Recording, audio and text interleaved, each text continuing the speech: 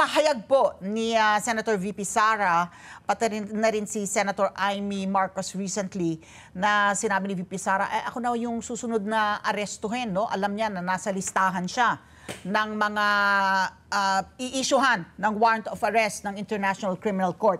Ang tanong ko, Attorney Chrissy, how can that be? Alam natin na sa mga initial documents ng International Criminal Court, makikita naman natin ang pangalan ni Bongo, ni Senator Bato de la Rosa, and I think even Oscar Albayalde. Pero am I wrong?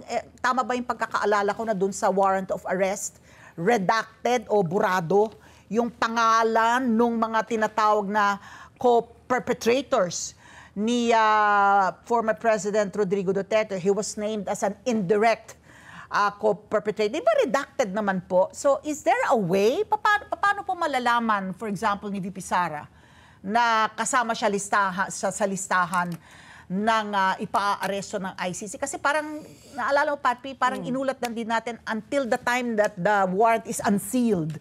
There's no way to know yung identity ng mga aarestohin. Ano po, Attorney? Tama po yun. Hanggang hindi ina-unseal o pinapublic ng International Criminal Court yung warrant at yung mga pangalan, mahirap mag-speculate kasi posibleng mali rin tayo. Alam niyo yung isang medyo common sense na paraan daw, kasi alam mo naman kung ano yung font, alam mo kung ano yung font size. What if i-retype mo daw yung mga pangalan tapos isakto dun sa naka-black out? So parang may ilang mga gumawa nun na sinusubukan na tingnan kung kaninong mga pangalan ang saswak doon sa espasyo na nakalagay doon sa application for a warrant of arrest. Pero, ito pa yung paabot na sa amin at siguro kailangan nating intindihin, ito daw ay mga co-perpetrators or kasama ni Rodrigo Duterte sa paggawa ng krimen, di umano. Pero pwede ding sa tingin ng prosecutor at sa tingin ng ICC mismo, hindi sila lahat pare-pareho ng level of responsibility. Ang hahanapin po dyan ay yung most responsible.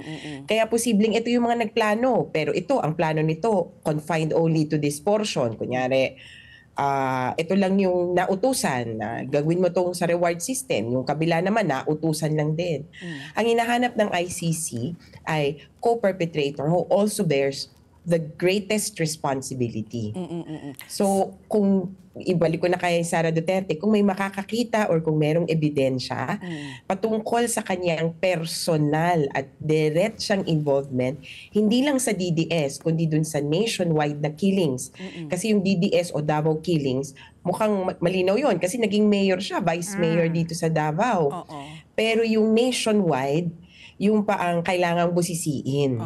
Dahil kung hindi pala siya related o wala pa siya pala siyang connection doon sa nationwide killings, baka hindi siya maituturing na most responsible. Bagaman, sabi nga niya, ang sabi kasi niya nandun daw siya sa ICC list. Pero hindi niya sinabing ICC warrant of arrest list.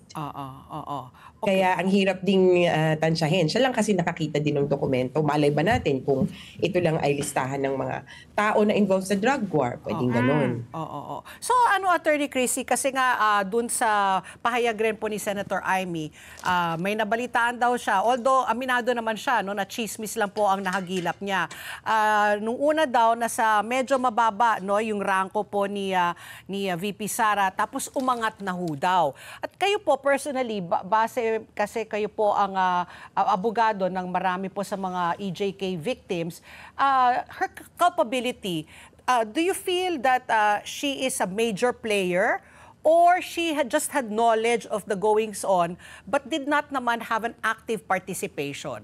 Kung kayo po ay tatanungin nila on a personal note, what do you think is her involvement? O how big or how small was her involvement dito po sa mga extrajudicial killings? Siyempre sa bahagi ng biktima, nakita na lang namin na wala, napatay na eh. At ang pinakamaingay, sabihin na natin doon, ay si Rodrigo Duterte. At dagdag na natin si Bato de la Rosa. Pero kay VP Sara, ang pwede nating tingnan ay yung statement o yung pahayag ni Arthur Las Cañas, isang dating pulis Davao na nagsabi noong 2012, nung pumasok si Bato dito sa Davao bilang police chief, police director, nag-ano daw siya daw nag-isip nitong term na Oplantokhang. Dito daw nagsimula iyon na yung pulis kasama din sa operations ng Davao Death Squad. At nung panahon yun, papasok din si VP Sara o papasok o palabas ba as mayor. Oh. At meron siyang suggestion. Oh. At ang suggestion niya, wag nga kayong manghuli, paraphrasing, wag niyo na kasing huli-hulihin, wag niyo na kasing i-police operation. What if dukutin niyo na lang tapos patayin niyo in secret, tapos ilibing ang katawan o kaya itapon sa dagat para ang police report na lalabas missing persons rather than police operation na may namatay.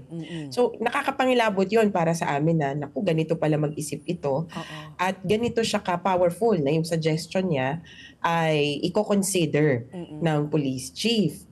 Kaya bagaman manipis na yung ebidensya nung doon na sa nationwide operations. Kung sa amin, posibleng hindi din naman namin alam yon o hindi namin nakita at itong impormasyon nito ay dumiretso sa ICC. Kaya posibleng ma-indict o masama si VP Sara dun sa participation niya sa Davao Death Squad. Huwag din naman nating buburahin huwag nating kakalimutan na si Presidente Duterte nandun, hindi lang dahil mayor siya ng Davao, dahil presidente siya ng Pilipinas nung panahon na may patayan, kundi andun siya dahil siya ay head and founder of the DDS. Let's get together. Sunday 25. Sunday 25.